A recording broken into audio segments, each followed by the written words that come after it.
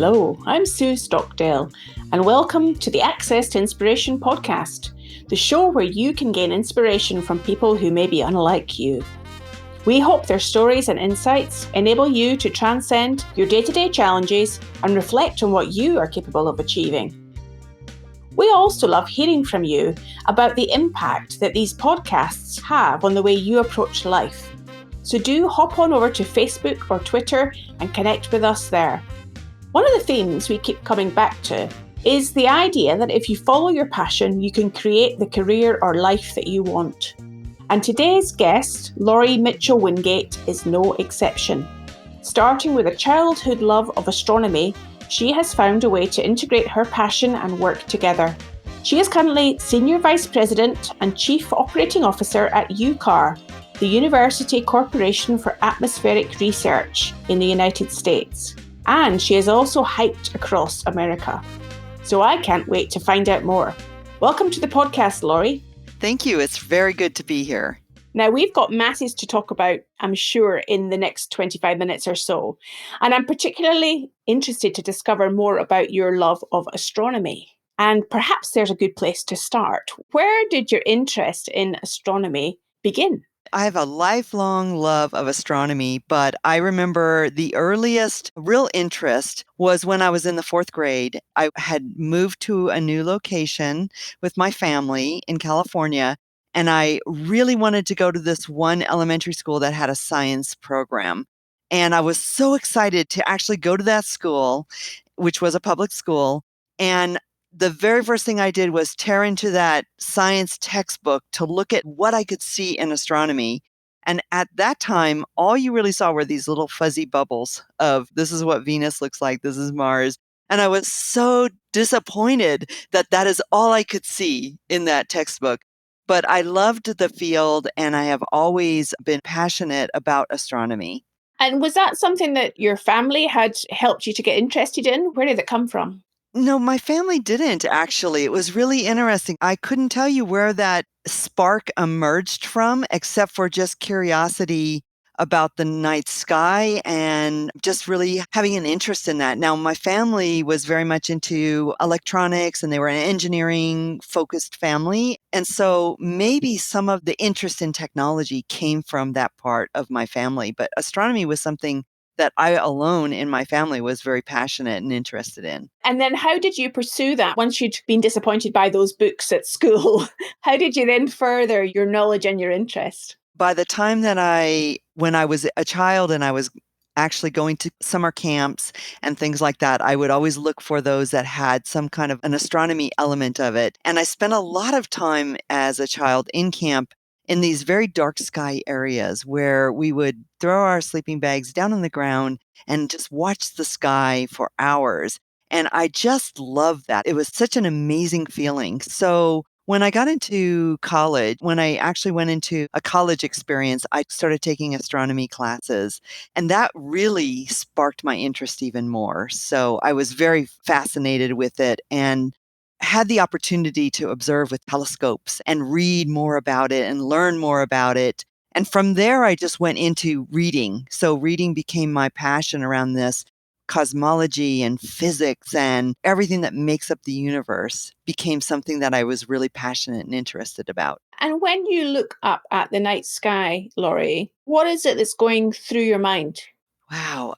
So many things. The questions that come from that, such as if the universe is expanding, what is it expanding into? One of the most fascinating moments in time for me was when the Hubble telescope focused its attention on the darkest part of the sky for a brief period of time. And what came back out of that observation were just thousands of galaxies. That was a pinnacle moment for me. I printed off that picture off the internet and I had it in front of me all the time because it was so powerful to say, I can't even see that, and yet it's there. I have to say that even as recent as this month, I have invested in a new telescope. I mean, this has been a lifelong passion for me. And I'm preparing to go out into the dark skies and take some astrophotography. So it's never left me. It's just a passion. It's wonderful to hear you speak with so much enthusiasm. And you're reminding me of a previous podcast guest that we had, J.D. Bartow, who's an astronaut. And he talked about that emotion he felt looking down at Earth from space for the first time. And I kind of get a sense that almost you're displaying that same sense of emotion looking up at space from Earth. That's right. I love to read astronaut versions. They write books about what their experiences have been like. And I remember one particularly poignant statement from one astronaut who said that when he turned his view away from the Earth into outer space, into the space, it felt so uncomfortable. And he immediately wanted to return his gaze to Earth because it's such an unknown and it's such a darkness. There's so much out there that you don't know.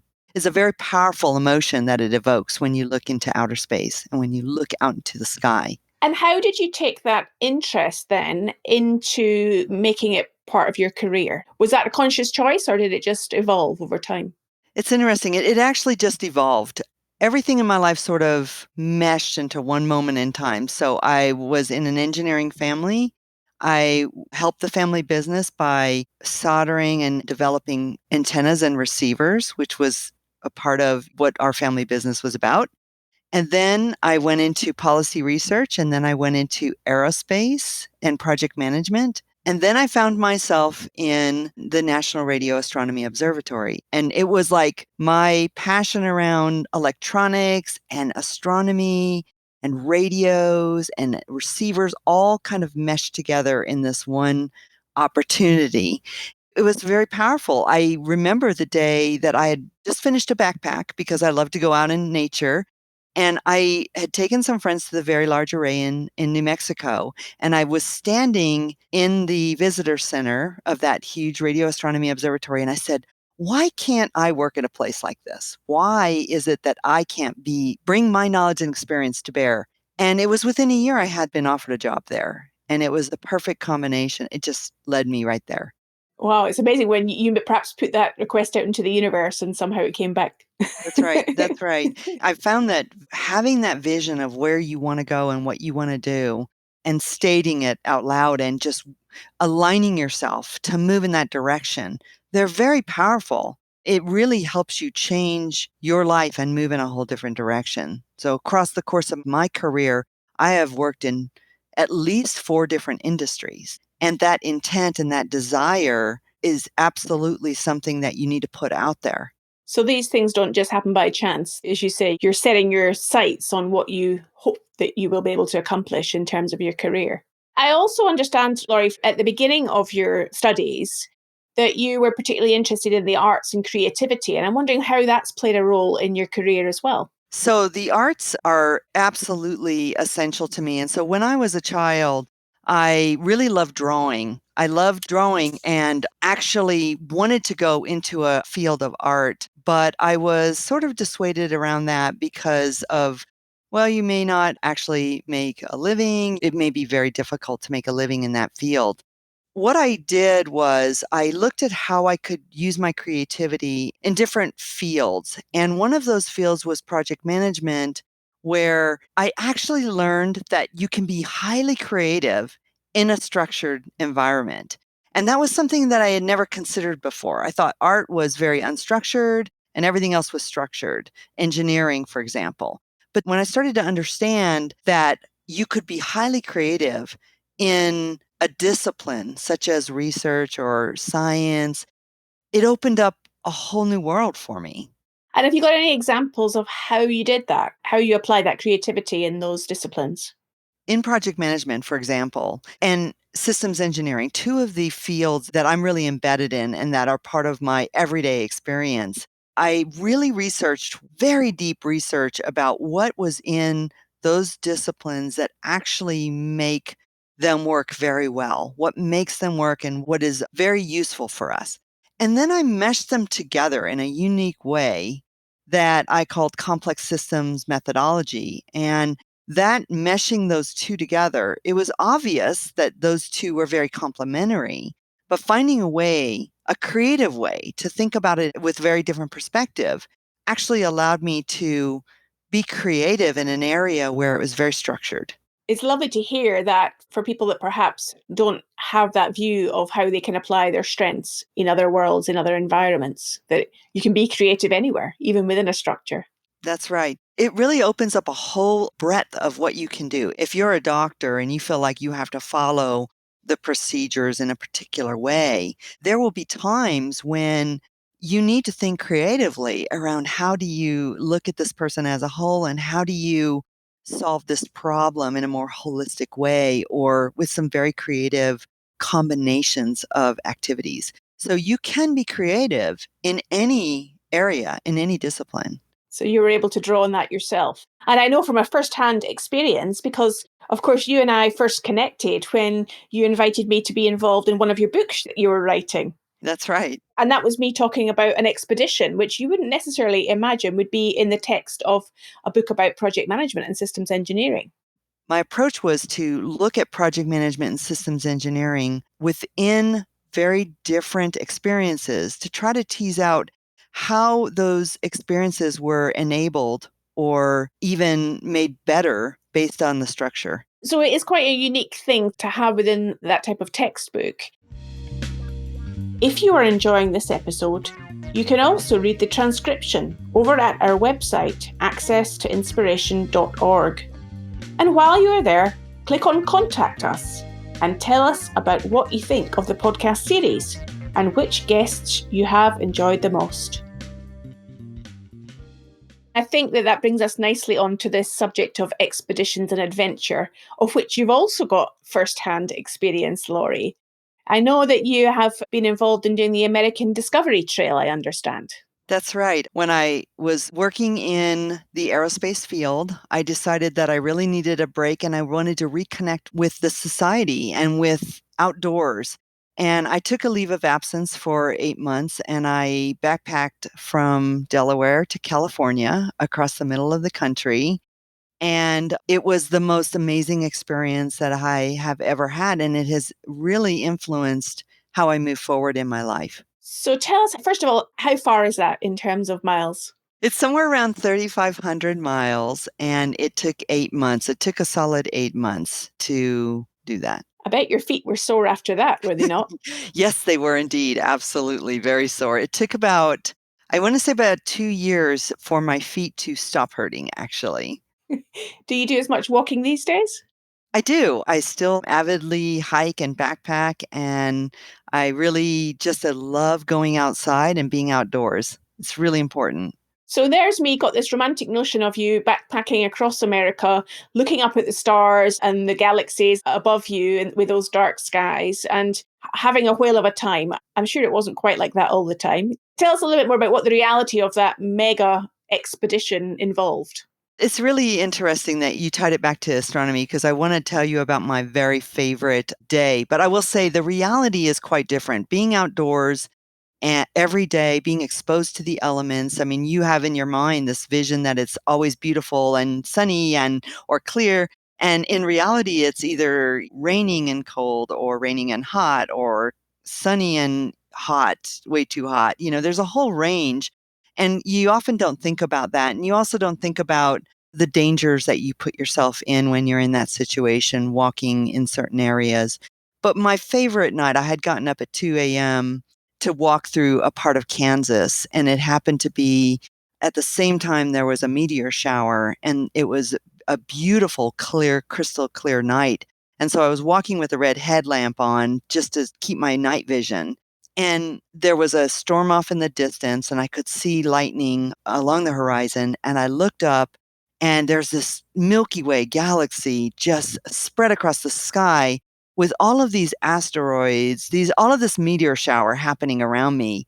And it felt like I was flying in space. It was dark in front of me, and here I was like walking through space. And it was so magical. I just stopped, put my backpack on the ground, and sat there and just watched the show till the sun started coming up. But it was so incredible. It was so amazing.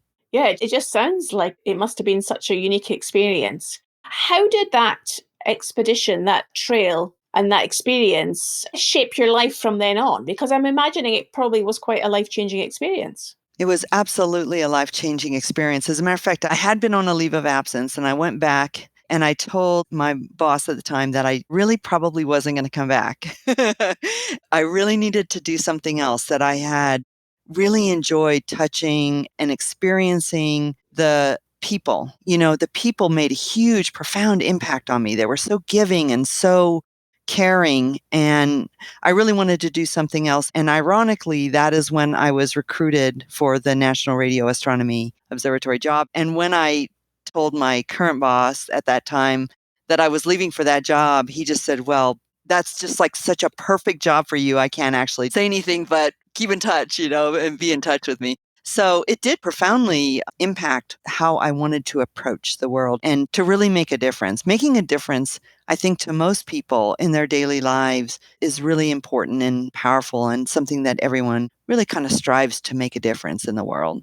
And so that did really light a fire under me to live my life more purposefully that way. And how do you do that now then, Lory? How do you make a difference? I had been with NRAO for 10 years, and I had just the benefit of being there for long enough to establish myself, and I was allowed to be very innovative on what I wanted to do. And I created a program that was called the National and International Non-Traditional Exchange Program, and it was a mentoring program meant to teach sustainable skills in electronics and engineering to individuals that were predominantly not in areas where they had those opportunities. And I would take individuals who'd never had exposure to that, and I would teach them hands-on how to build a kit to do radio astronomy and how to observe with that kit. So they were doing astronomy. I was teaching them skills that would last their lifetime. It was just a lovely program. And it's still going on to this day. And I am still in contact with many of the people that have gone through that. I actually taught that program in many different places, including South Africa and Australia.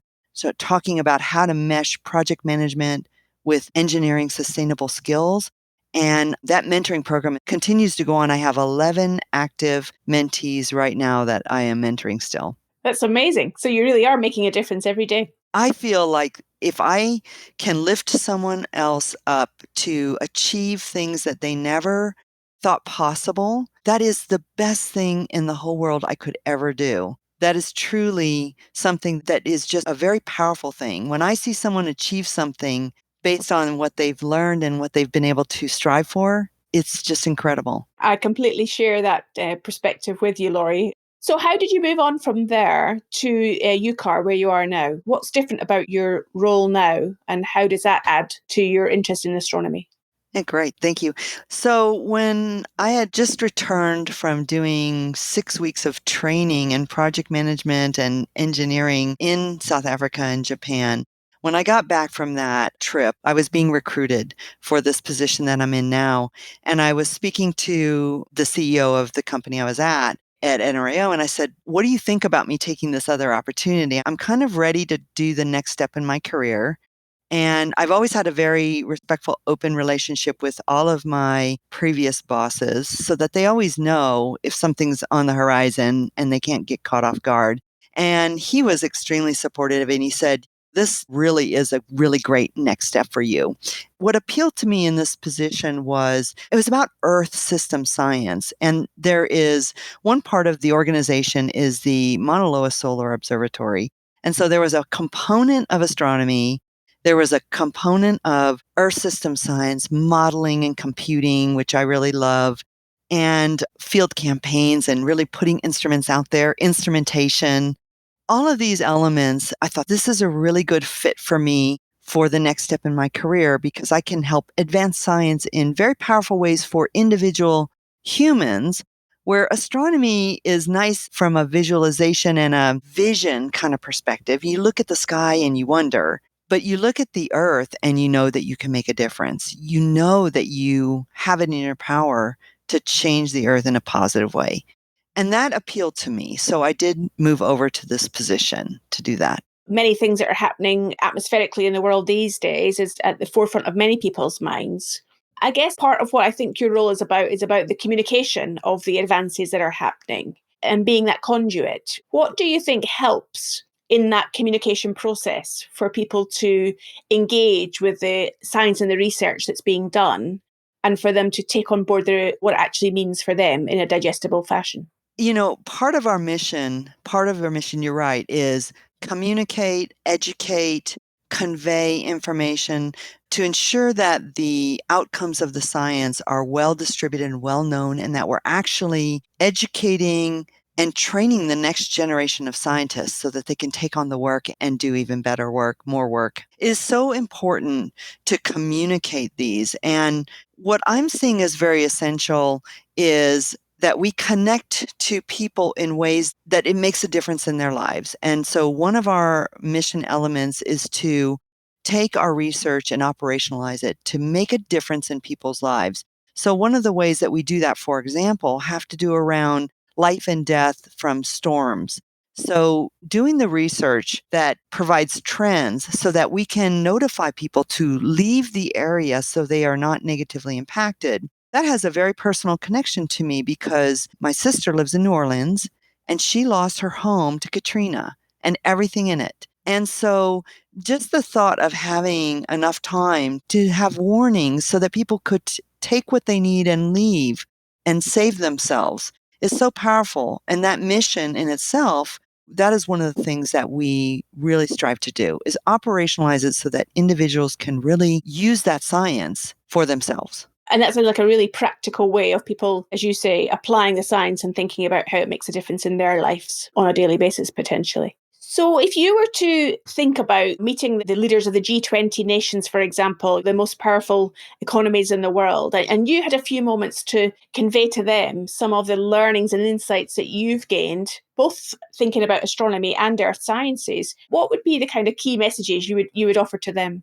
I think one of the most profound is that we must think of our Earth as a system, and we must think of our solar system as part of that Earth system. I love to watch when there's solar activity and it translates on the Earth to aurora, and you can actually see that there's an interaction between the sun and the Earth. Everything on our earth is interconnected. The things that we do as humans and everything, the water and the ground, everything's interconnected, the air. And I think we don't look at things in that perspective, and we must, because when we fix certain things, it might break other things. So we have to look at it from that system's perspective. The other thing I would love to say is we are a world of waste. We waste water. We have resources that pile up plastics. The waste that we generate, when you look at what we leave behind in space, what we leave behind on the moon, what we leave behind in our oceans, the waste is a very powerful problem that we must address. And then I would say food and hunger. We must find a way to address this in a way that the population of this earth, they are not ever hungry. Why should they ever be hungry? And it's a distribution problem. It is really, truly a distribution problem. And I would love to have those three things done, just those. Well, I think you've really given us a sense of interdependence, not only in what you've just been mentioning there about how the world is a system and we've got to look at it in that way, but I get the sense of the systemic way that your world has evolved from the sky to the earth to following your passion and by giving back and helping the next generation to look at the world in a different way as well. So it's been a very connected conversation from my perspective, Lory. I've really enjoyed speaking to you today. Thank you. If people want to find out more about you and the work that you do, how might they connect with you? I think the easiest way is through LinkedIn. I am very active on LinkedIn, and it points to many resources that I have, websites and videos that I've done that people can go and explore a little bit more. Fantastic. Well, we'll put the links to your LinkedIn profile on the show notes, so I'm sure people will follow up with you via that route. It's been fantastic to talk to you today, Lory, and thank you so much for your time. Thank you very much. I appreciate the opportunity. Well, Lory's story reminded me about how we are so interconnected with the earth and can make a positive impact on it. Next week, we look at the subject of inspiration from a composer's perspective. where it comes from, and how it can be used to create music that has a positive impact on others. Join me then when I will be talking to Chris Tolley.